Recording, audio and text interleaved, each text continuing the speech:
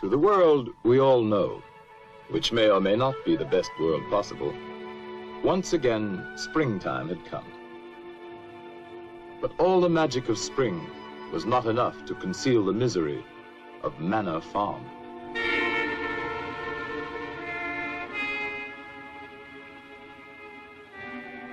Once thriving and fruitful, the farm and its owner, Mr. Jones, had fallen on evil days. Beset by problems of his own making, Mr. Jones had turned to drink. And for his misery, he had found poor company.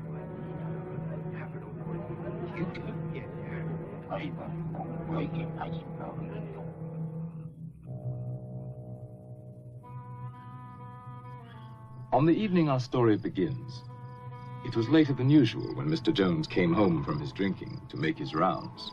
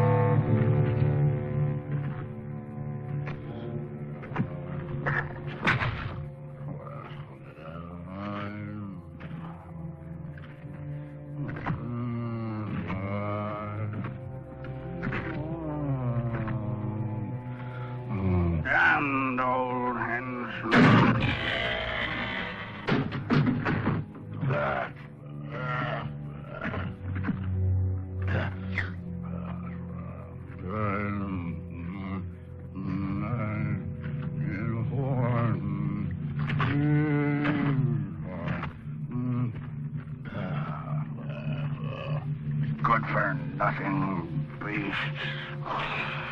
Eat their heads off.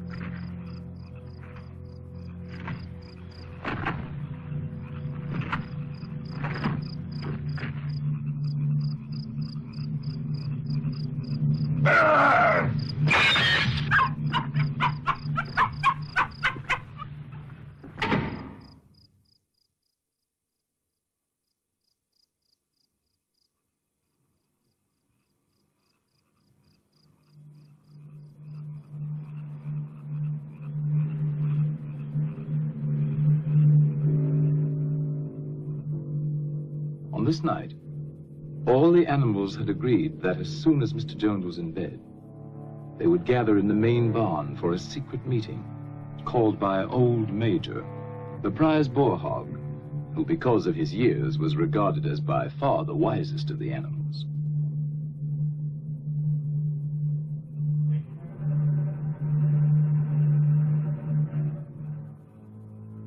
The other pigs started first for the meeting, being clever and fond of taking the lead.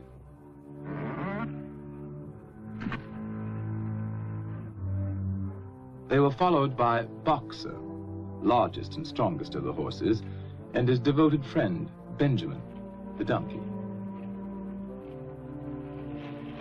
All the other animals, great and small, were anxious to get there, for such a meeting had never been held before.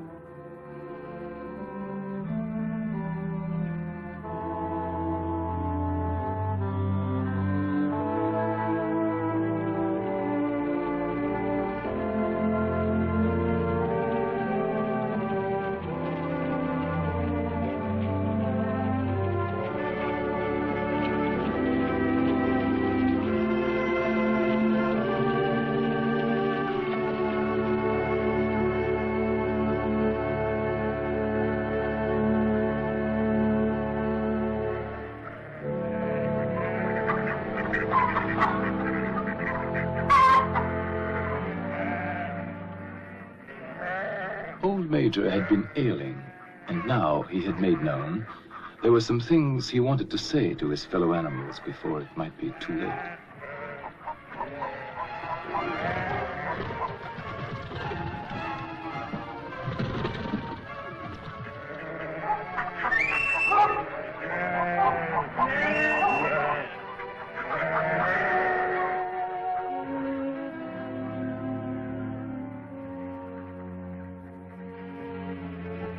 It took a while for all to find their seats. The pigs had taken up the best positions immediately in front of the platform. Among them, Snowball, determined to get a good view. And Napoleon, equally determined and even less polite.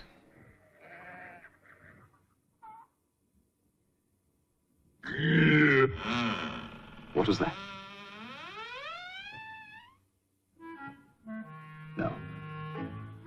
No, it wasn't Mr. Jones.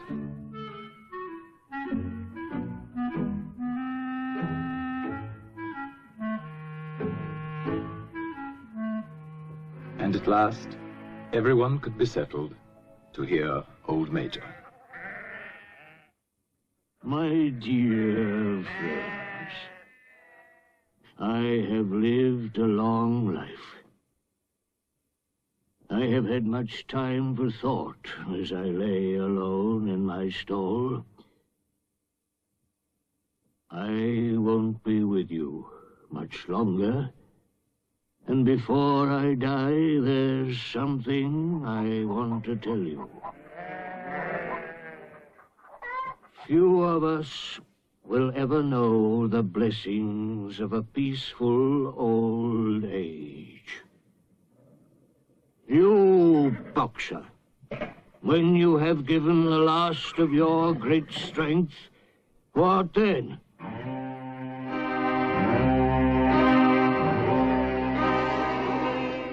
Whatever we produce is taken from us, stolen from us, and sold. Our children are born to cold and hunger. Look at them while you can. You porkers, do you know what the future holds for you?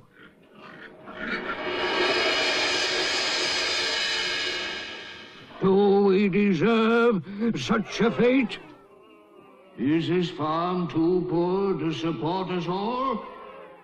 No, comrades. When a farm is rich, but we'll never get our rightful share from Farmer Jones. Overthrow this evil tyrant, and we shall be rich and free. Courage! Revolt!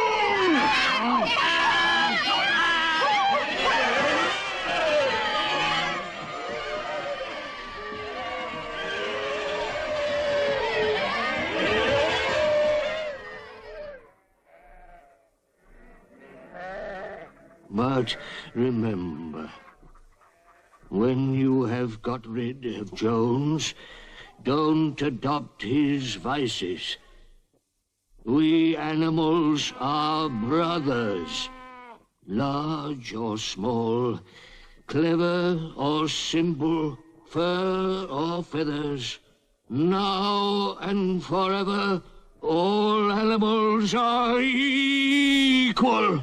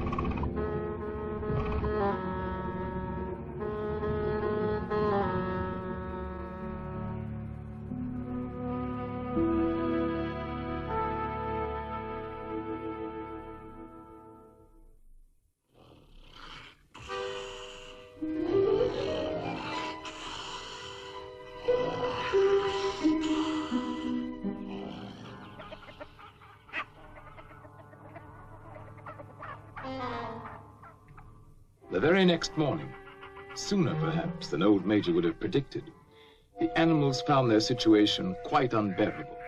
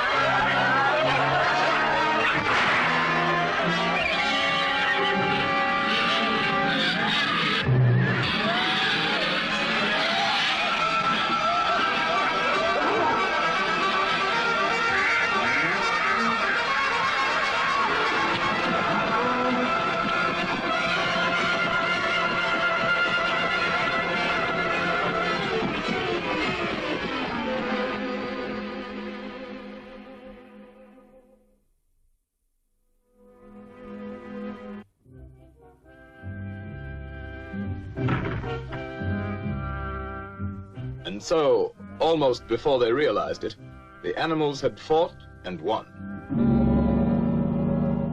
They had casualties to mourn, and those who died left children to be cared for.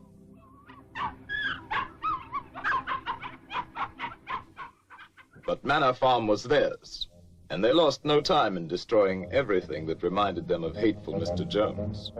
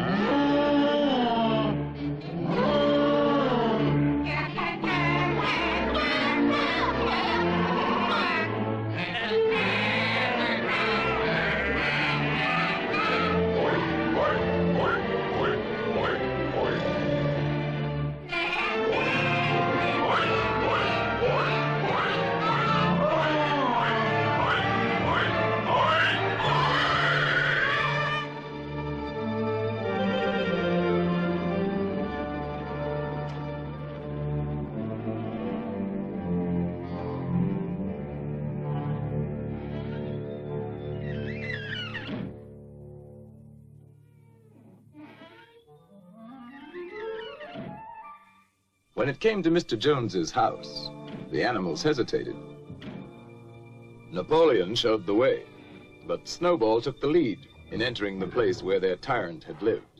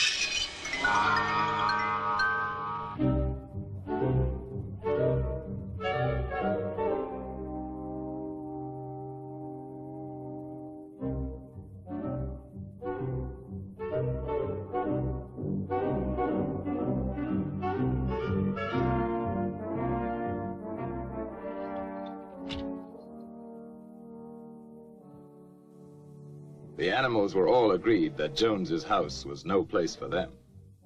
All, that is, except Napoleon.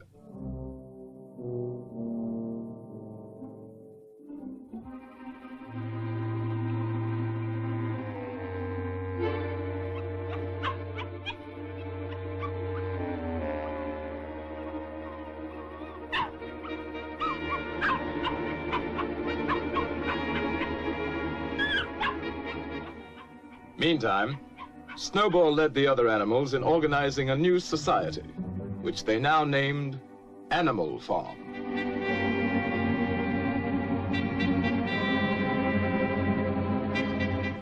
So that all might see and agree, the laws of Animal Farm were inscribed in a prominent place, to be remembered and obeyed forever. No animal shall sleep in a bed. No animal shall drink alcohol. 4 legs good, 2 legs bad. Wings count as legs.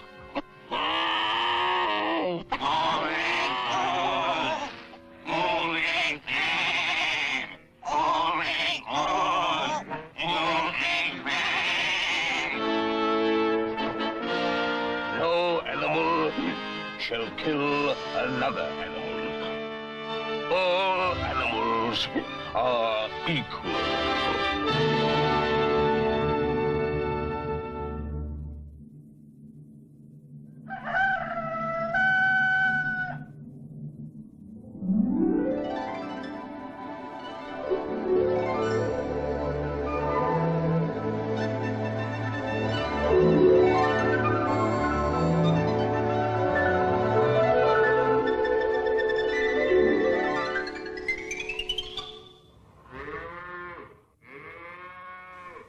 Tending farm by themselves posed problems for the animals, but the pigs could think of a way around every difficulty.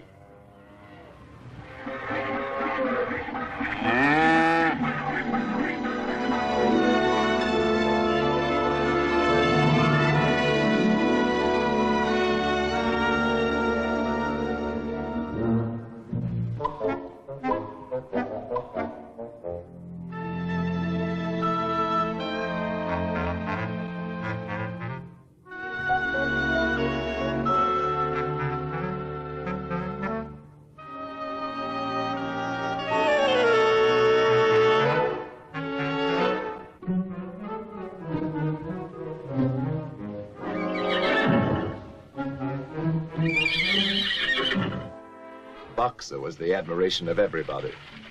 He had been a hard worker in Jones's time, but now he seemed more like 3 horses in one.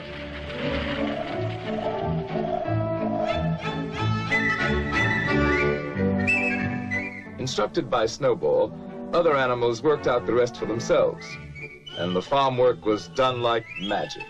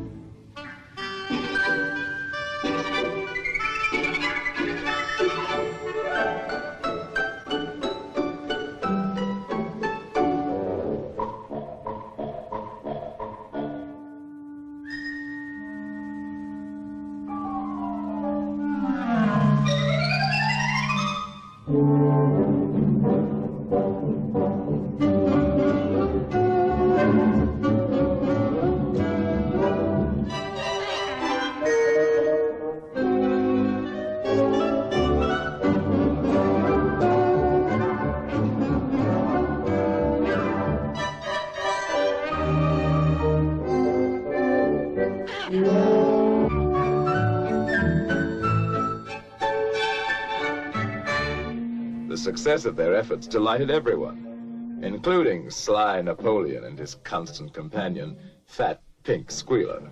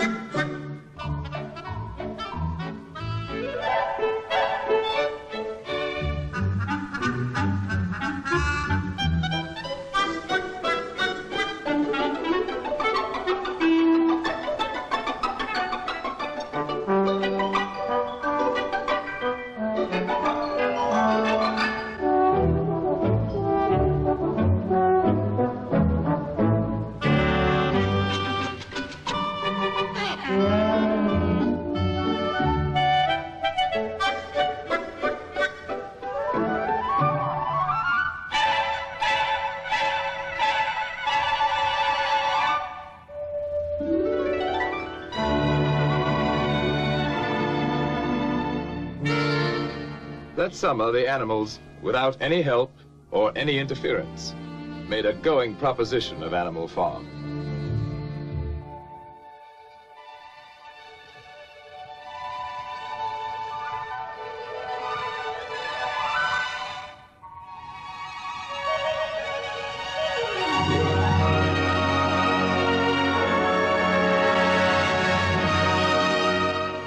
The fields yielded richly, and they were cut and gleaned with diligence and devotion.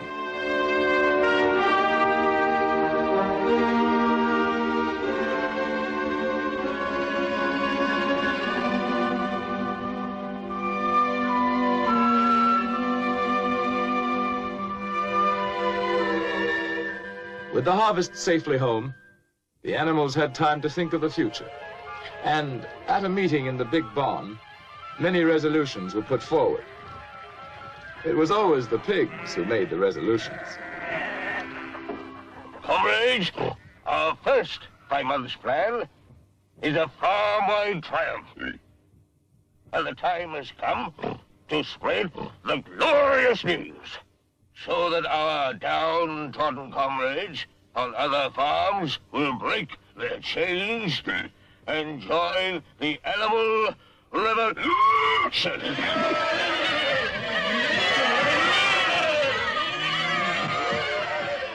Go! Tell the wonders of Animal Farm to the world!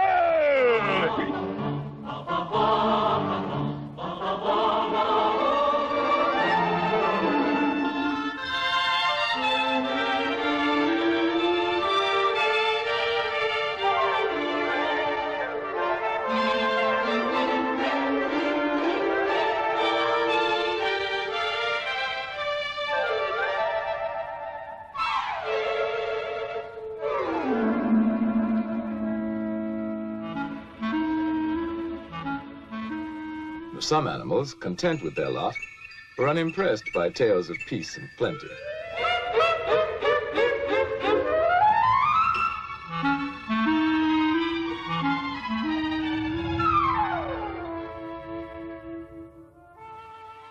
Others, happy in their own surroundings, were alarmed at the thought of any change.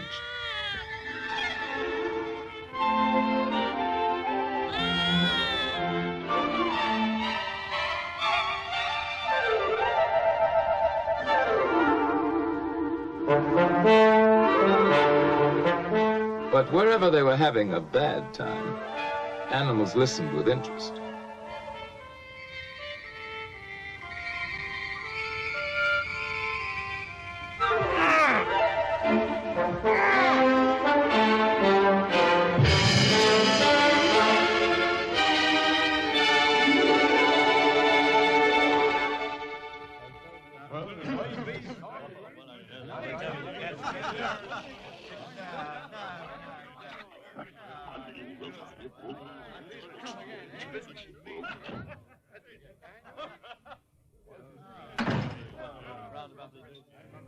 In certain quarters, the rebellious behavior of a lot of dumb animals caused indignation and much conversation.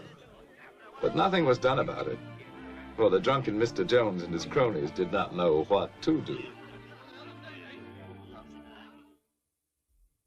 Snowball felt that education was the animal's next necessity. Some of the animals were brighter than others, of course. B! C! D!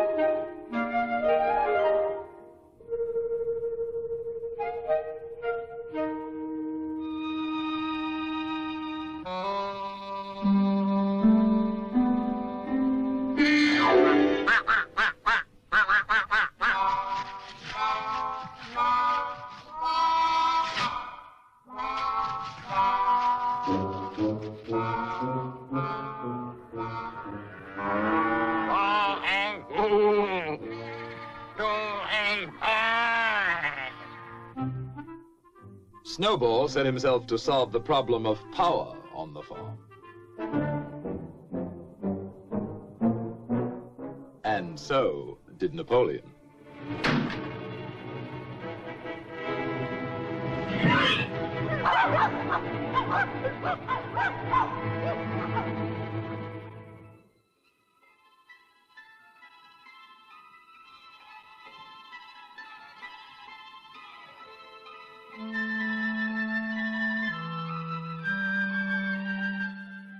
In January, there came bitterly hard weather.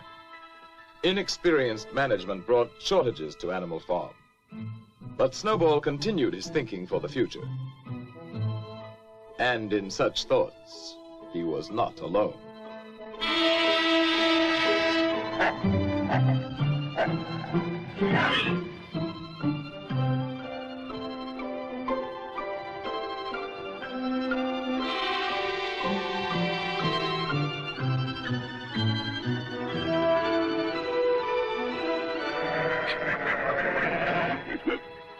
Comrades, I have prepared a new plan for Animal Farm. Here it is. All it needs is your vote. At first, we will have to work more and eat less. But my plan will bring us electricity. It will mean a warm barn in winter. A light in every stall. Sty at roast. Luxury for all. Comrades, in one short year, Animal Farm will be the finest in the world. Dreams. A vote for my plan is a vote for the life beautiful. It's a lie. I'll promise you a 4-day week. Bosh! Perhaps a 3-day week. Nonsense! A 1-day week.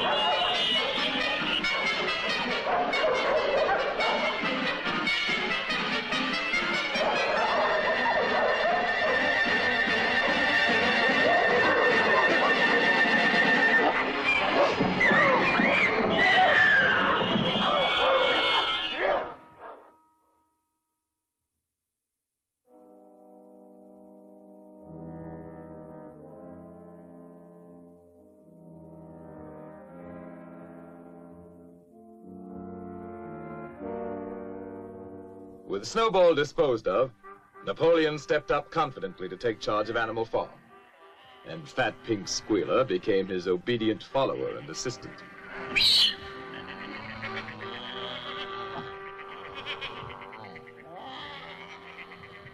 Comrades, Snowball is a traitor. What was he really planning? To bring back Jones. Now, let's have no more of these useless meetings. Eh? From now on, I'll protect your interests. And I'll make your decisions.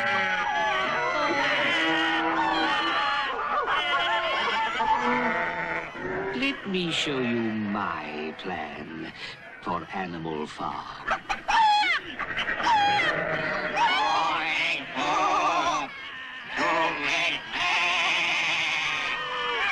Hooray! For Napoleon! And so the windmill was started after all.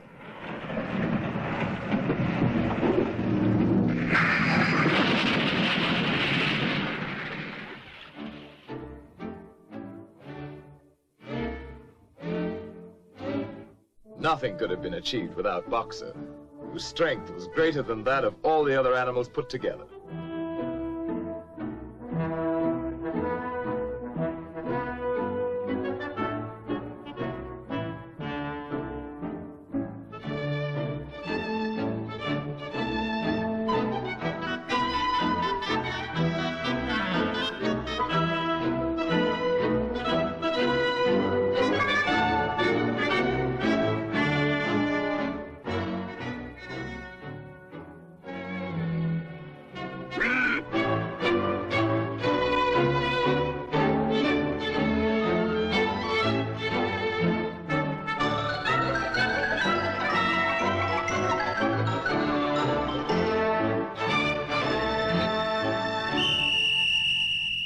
Superintended by the pigs, all the animals worked long shifts which lasted from dawn till dusk.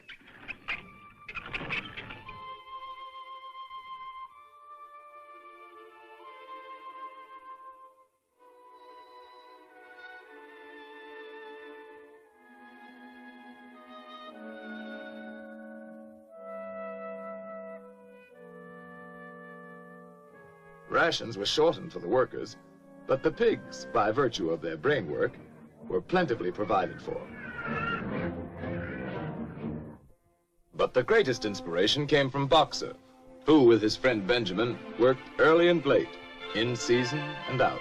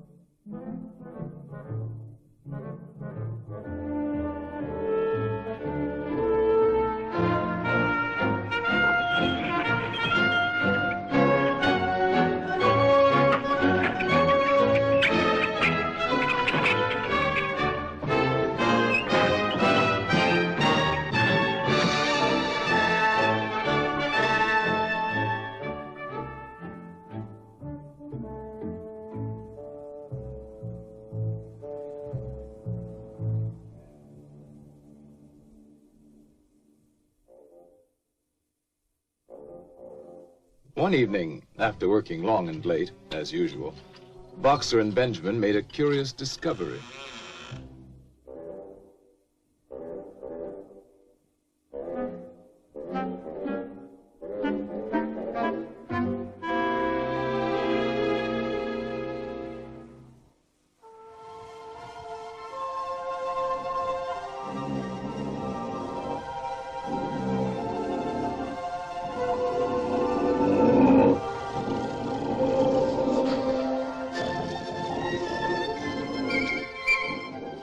Word of what now went on at night in Jones's house spread quickly through Animal Farm.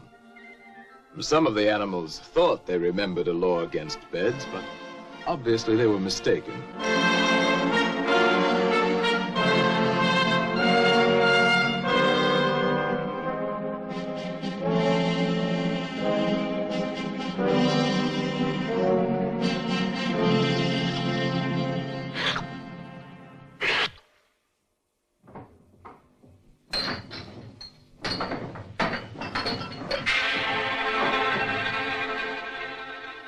And now, other changes in the laws of Animal Farm were in store.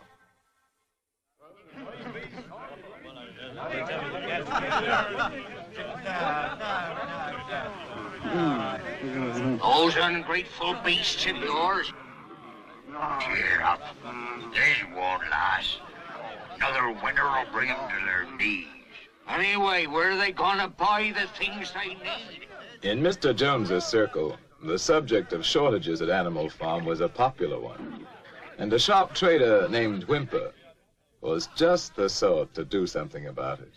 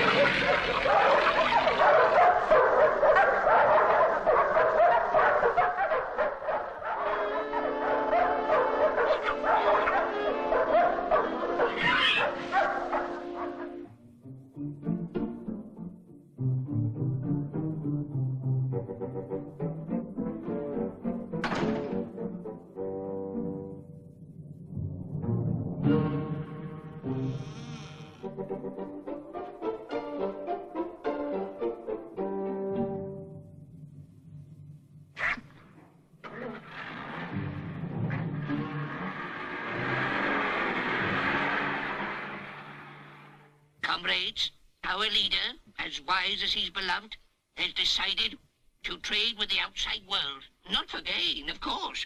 That would be unworthy of our noble principles. You, hens, are to have the honor of making the first contribution, all your eggs. I know how proud you are of this privilege.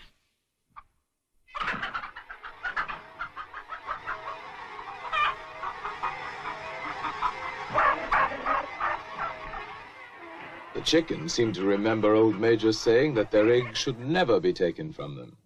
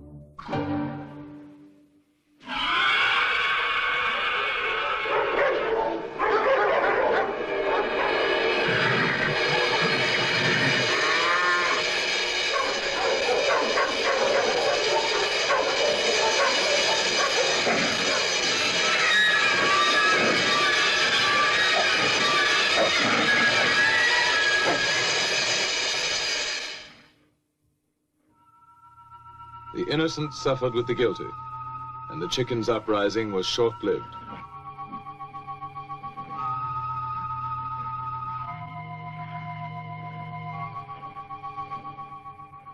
Comrades, I have made a terrible discovery. There are traitors among us. Yes, comrades. In league with Jones and Snowball. To destroy Animal Farm.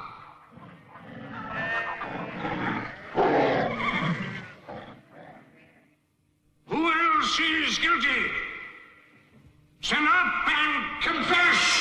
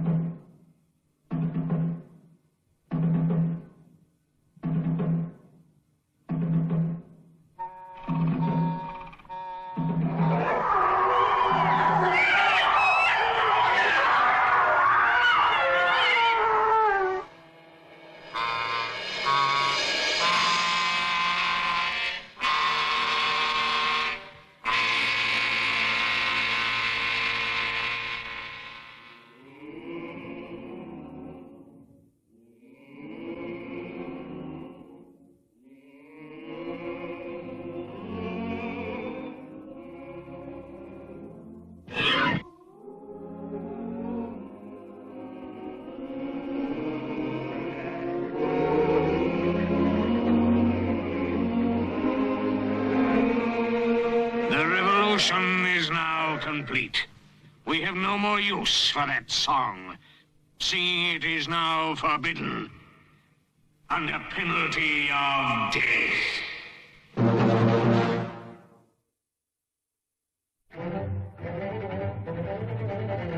Trade between Animal Farm and the outer world now became quite brisk.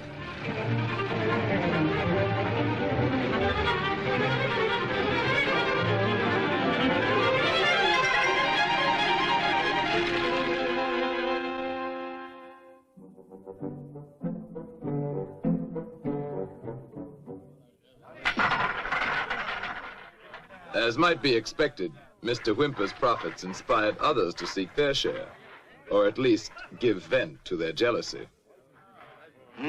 Animal Farm seems to be making money. For Whymper.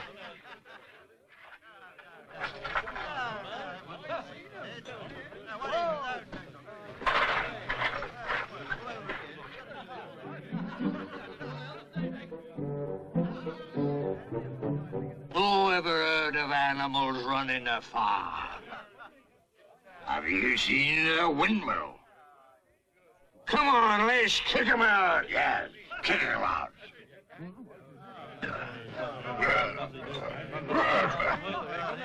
The original owner was not invited to join this movement. His neighbors let him know his day was done.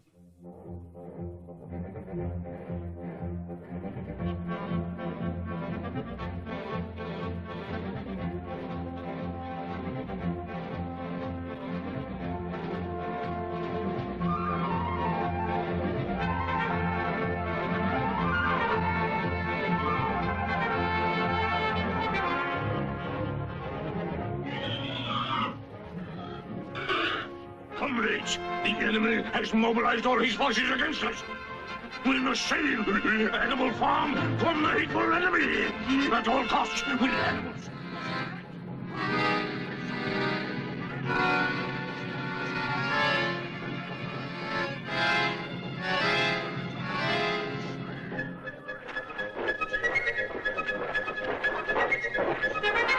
Now is the time to fight, to die for Animal Farm. Let us show them all that Animal Farm is strong.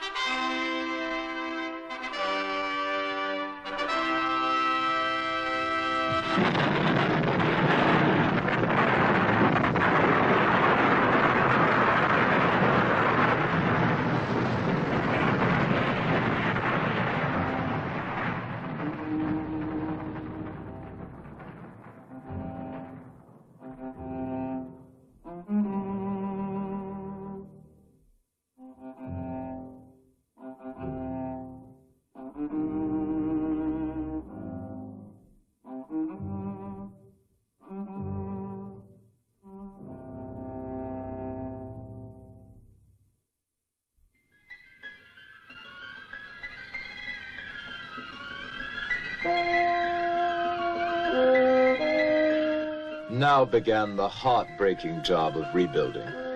And as before, Boxer and Benjamin worked hardest of all.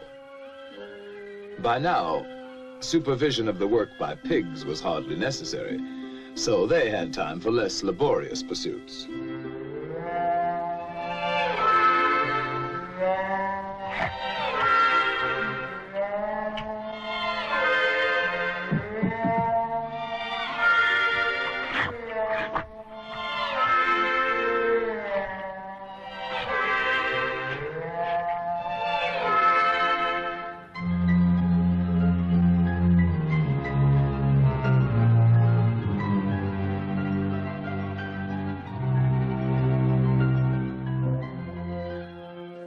Long after the other animals left the job, Boxer and Benjamin worked on and on, giving their all, year in, year out.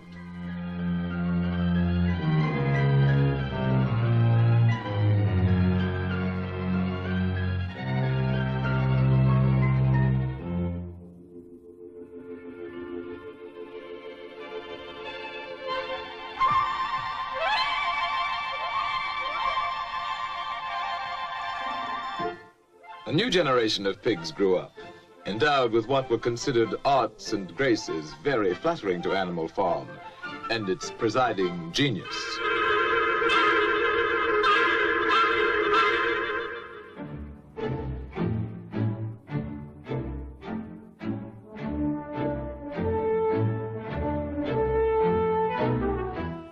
But still the windmill was not finished, and Boxer's injured foot got worse instead of better.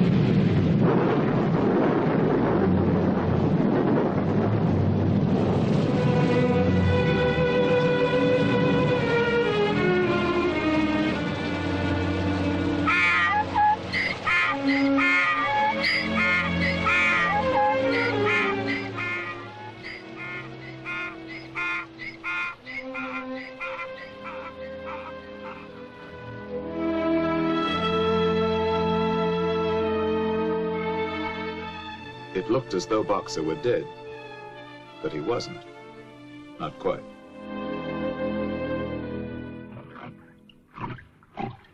Boxer's hurt bad. We'll never work again. What do we do?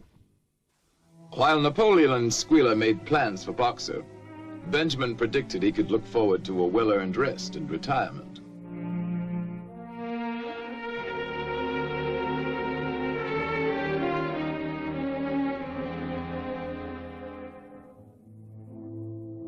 Next day, the windmill work went on as usual, but now without Boxer. And during the morning, what appeared to be an ambulance arrived. Only Benjamin suspected it wasn't an ambulance.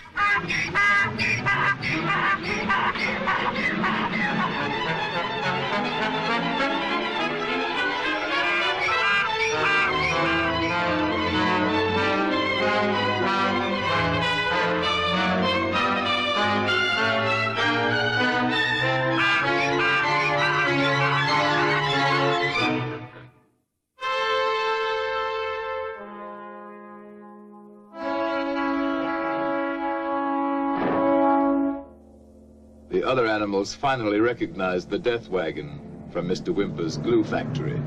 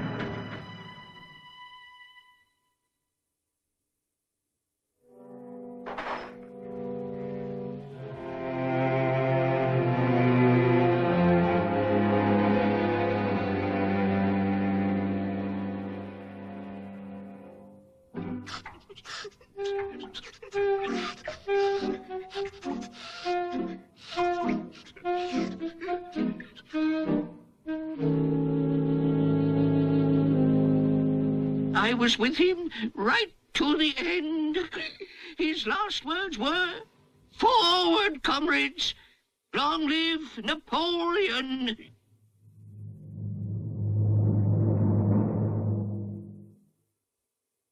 As for the wicked rumor that Boxer was sold to a glue factory, our beloved leader would never do that. Long live Napoleon! Long live Napoleon!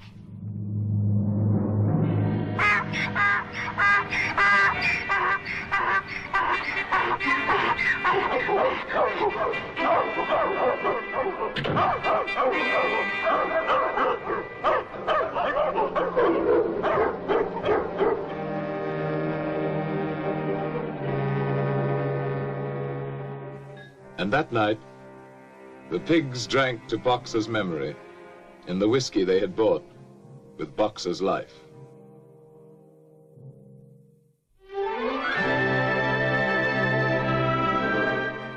Years passed. The seasons came and went.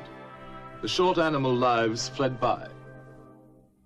The completed windmill stood as a monument to its builder's faith and sacrifice. But the animal's revolution was only dimly remembered. Outwardly, Animal Farm appeared prosperous, but the animals themselves were no better off, with the exception of the pigs and their supreme leader, Napoleon.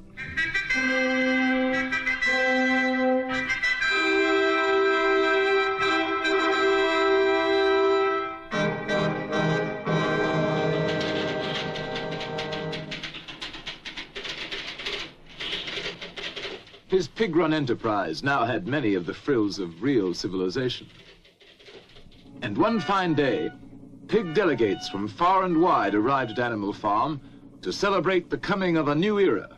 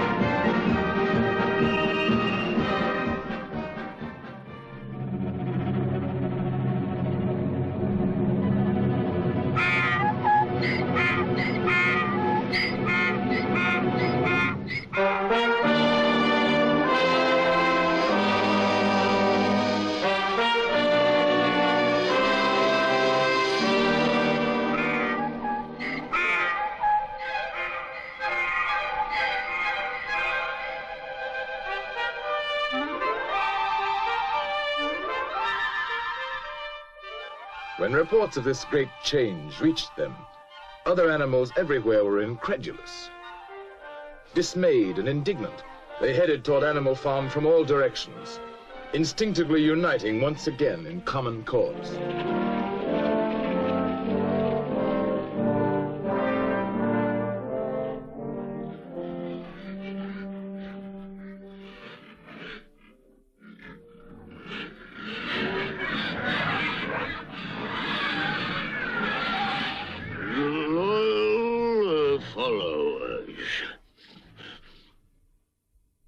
On farms owned and operated by pigs, there is order and discipline. Our lower animals do more work and eat less than on other farms. This will encourage you to make your lower animals work even harder and eat even less.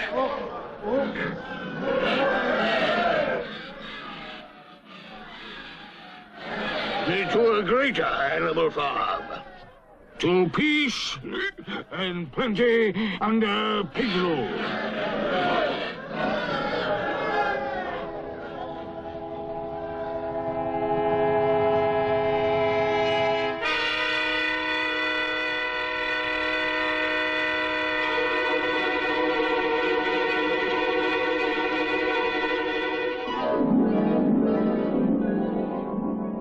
to the day when pigs own and operate farms everywhere.